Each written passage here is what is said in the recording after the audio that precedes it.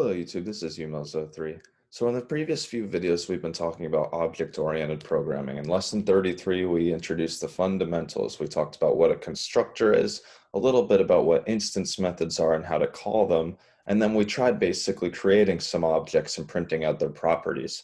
In lesson 34, we continued on to talk a little bit about inheritance, and we said that a subclass, if it extends or if it inherits a superclass, it will take all of the functionality, all of the variables and the functions from the superclass, but then at that point it has full jurisdiction over whether to change any of those functions or define its own. And then at that point, if it defines its own functions, those functions will be available to the subclass, but not to the general superclass. So hopefully that's clear to you.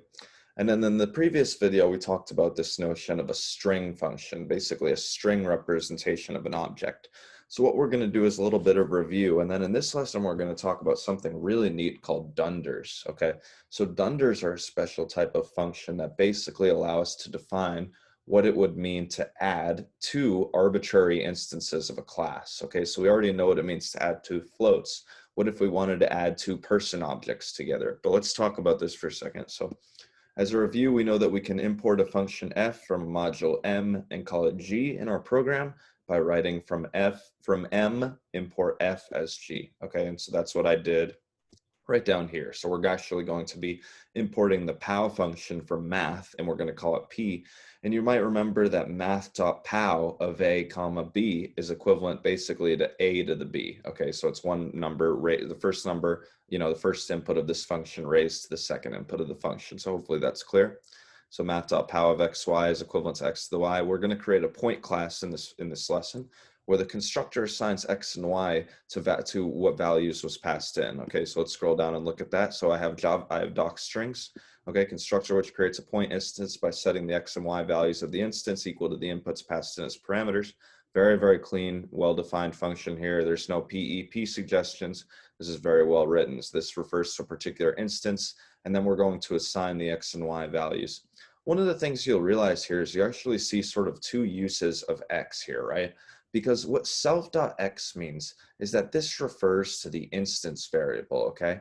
And the x on the right refers to the parameter being passed in, okay? So self.p equals p assigns the p instance variable on the left basically of the assignment to the p parameter passed in to the constructor. So that would be on the right here. So hopefully that's clear to you. And then PEP is probably going to give us a warning. It says the line's too long, but we can go ahead and ignore that. But anyway, hopefully you get the idea here. So that would be, but you can have basically an agreement you can have basically a coincidence, okay, between your instance variable name, which is going to be on the left, okay, and whenever we call an instance variable name, you're going to have self dot.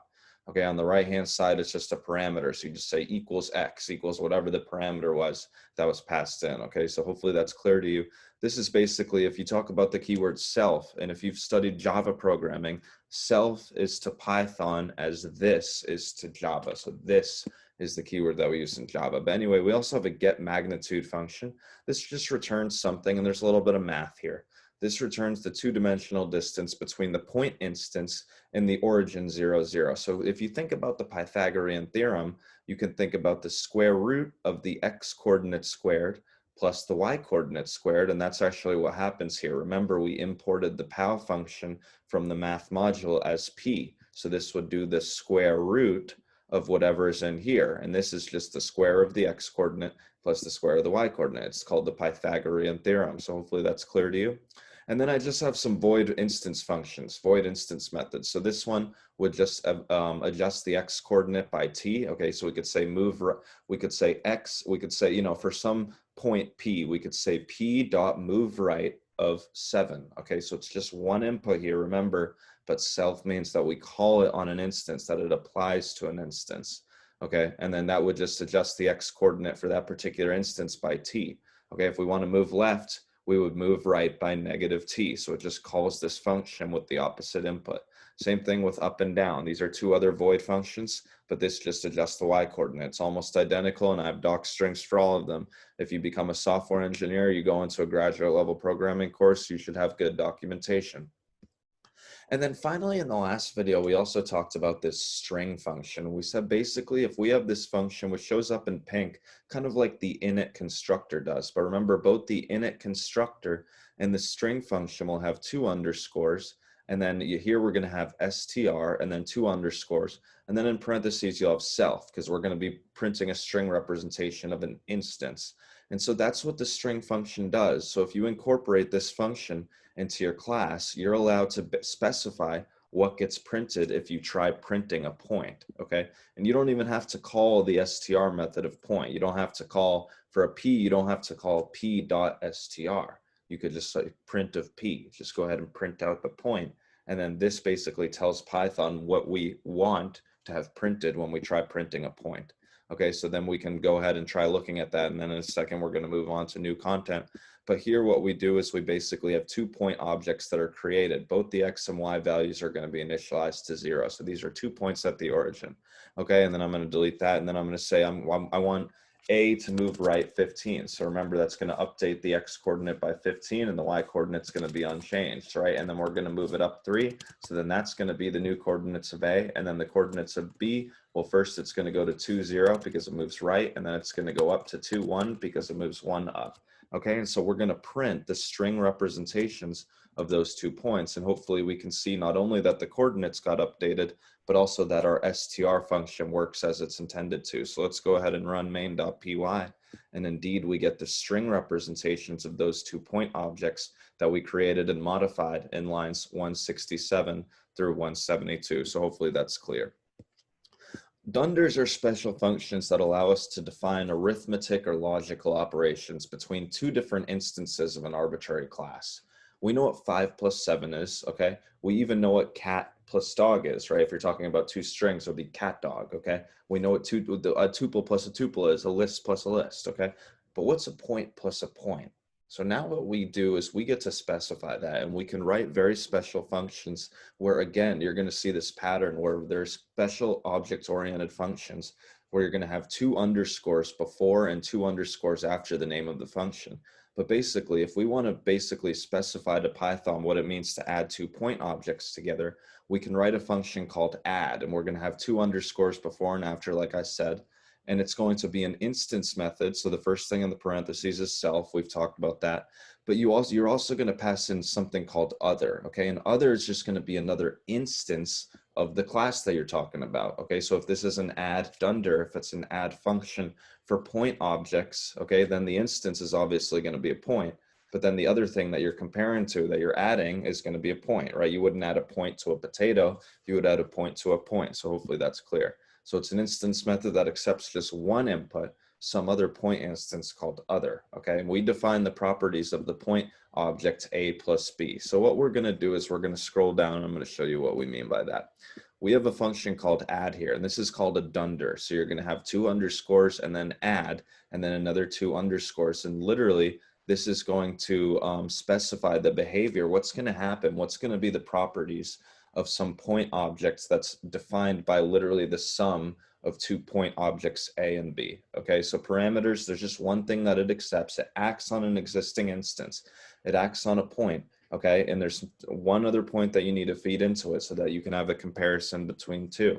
And it's going to return a point object with the sum of the current and others x coordinates, same for the y coordinates. So this is how we decide to define the addition of 2 points. We say we're just going to sum their x coordinates and we're going to sum their y coordinates. So this creates another point coordinate, another point object, where the x coordinate of the new point is the sum of the x coordinates of the existing points, and the y coordinate of the new point is going to be the sum of the y coordinates of the 2 points A and B that we're looking at adding together.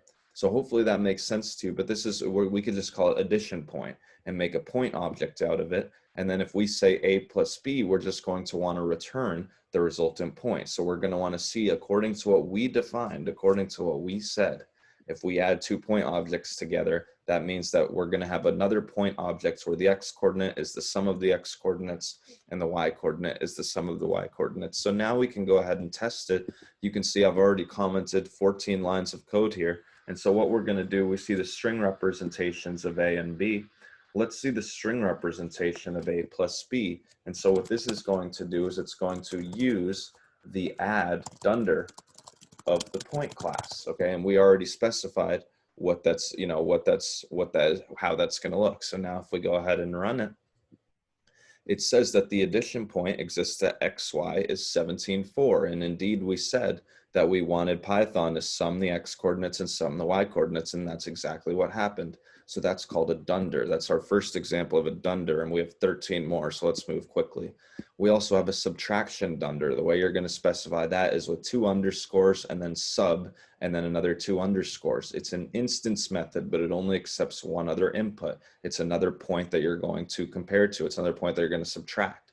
And we say, Python, we just want you to subtract the x coordinates and subtract the y coordinates to get the resultant x coordinate and the resultant y coordinate. So now let's go ahead and try out that dunder by printing the string representation of a minus b. Remember, you don't have to write a dot sub of b, even though the dunder says underscore underscore sub underscore underscore.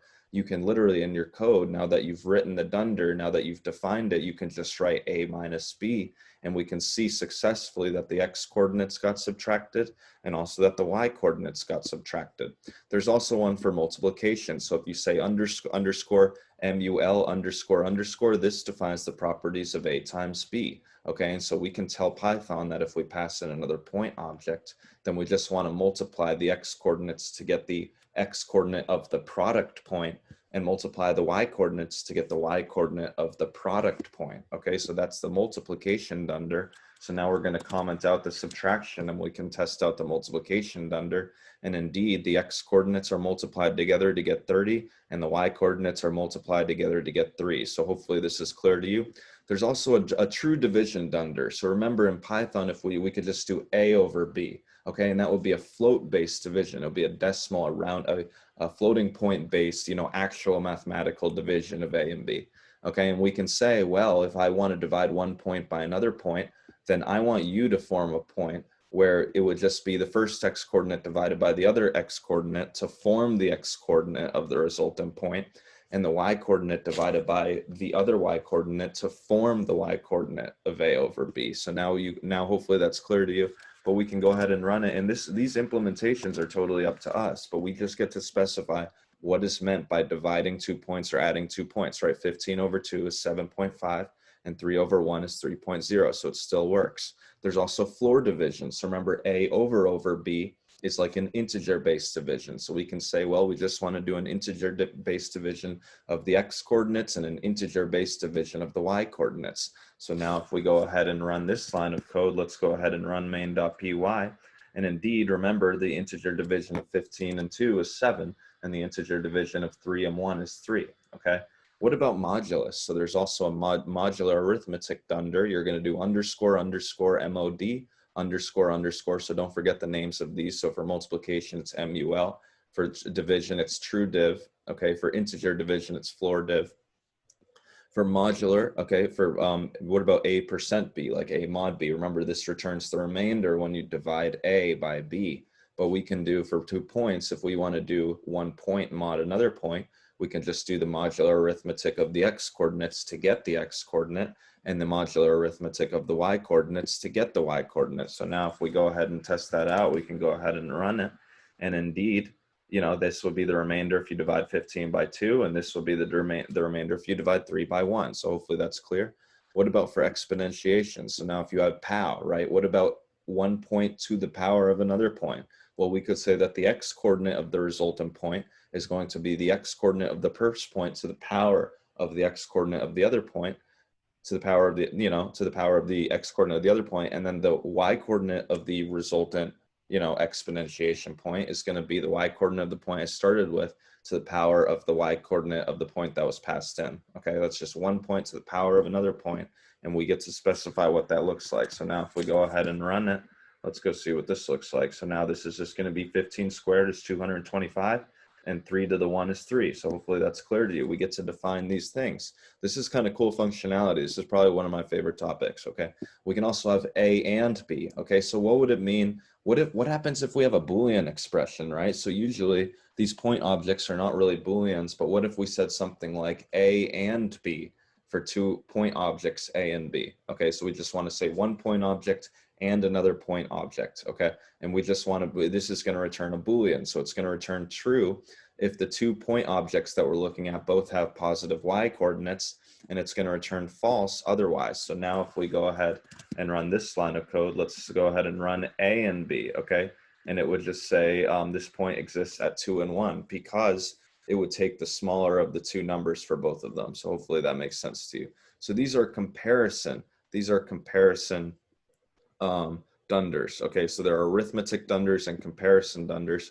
What we can do, and then you can go ahead and try out and or on your own, but in the interest of time, we've already looked at a lot of these Dunders. So we said we can define what it means to add 2 points, two objects, 2 instances of a particular class, subtract them, multiply them, divide them, integer divide them, do the remainder of them, take the exponentiation of them.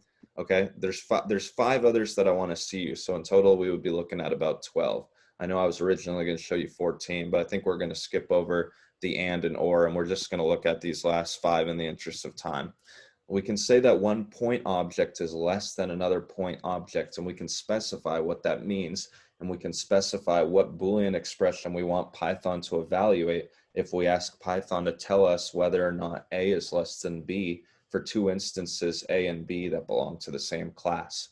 In our particular implementation, we want to return the Boolean that represents whether or not our magnitude, the current magnitude of the point, remember that was the Pythagorean calculation of the x and y coordinates, right, is less than the other point's magnitude. Okay, so we just want to see if A is less than B. So now what we're going to do, I'm just going to delete these for now, but we've already tested out 7 of them, and we have another 5. So now we want to see if A is less than B, and let's remind ourselves of what the coordinates are. It certainly does not look like our y coordinate on the, on the main point that we started with is less than the y coordinate on the point that we're comparing to. So now if we go ahead and run main.py, it says false. Okay, but now let's go ahead and take a look at the greater than, because presumably if we say A greater than B, maybe we would get the opposite result. The way I'm going to define A greater than B, I could have said something, I could have said something like this. I could have said, oh, return self.magnitude. Self.getMagnitude is greater than other.getMagnitude. Equivalent to that is if I just use the less than Dunder, but I flipped the arguments. Okay, so what if I checked to see if the other point was less than the self point? Okay, the point that I'm passing in. Okay, I would say that, I am bigger than someone else if that someone else is less than me, right? And I defined what I want Python to do if I say one point is less than another point. So it uses a Dunder to define another Dunder, okay? But you should be, hopefully you're able to predict what we're going to get here if we go ahead and run it. And indeed we get true, okay? We can also have less than or equal to B. Okay, so what if you wanted to have something like less than or equal to? Okay, so this would define the properties of one point being less than or equal to another point, or one dog being less than or equal to another dog, or one calculator. You can do this for any object-oriented program, any class that you create. And this is what's so great about object-oriented programming is you get to define these behaviors. You get to define these functionalities for a data type that you're literally inventing. So for less than or equal to, we'll say that A is less than or equal to B for 2 points A and B. If my magnitude is less than or equal to B's magnitude, right, the other magnitude. And so hopefully you would expect pretty much the same thing for that one as we got for A less than B, right? Because the only time there would be a difference between these if they were equal, right? So that also returns false. And then greater than or equal to should also return true. So A greater than or equal to B. Let's go ahead and see how we defined that Dunder. We just said return other is less than or equal to self. And Python says, well, what does it mean when one point is less than or equal to another point? But we defined that right here. So it uses one Dunder to define another Dunder. And then finally, if we want to say if one point is equal to another point, we could just be checking to see that the x coordinates are equal and that the y coordinates are equal. So you could go ahead and say print A is equal to B, and that would be false for 2 reasons. Not only are the x coordinates not equal, but the y coordinates are also not equal. So hopefully that's clear to you. So that's essentially our discussion of Dunders. I'm going to want to show you more in the next video. I don't know if we're going to have a whole separate topic or if we'll try to weave in another topic into the next video while I also teach you some more Dunders. but there's a lot of cool ones. I've already taught you about 12 of them. I'm going to scrap 2 of them in the course of this video, but there are 12 of them here. These are really neat, and they allow you to define arithmetic and logical operations between 2 arbitrary objects, instances of a class that couldn't otherwise be compared. So hopefully you enjoyed that. From you, Mozo3, thanks for watching, and please subscribe.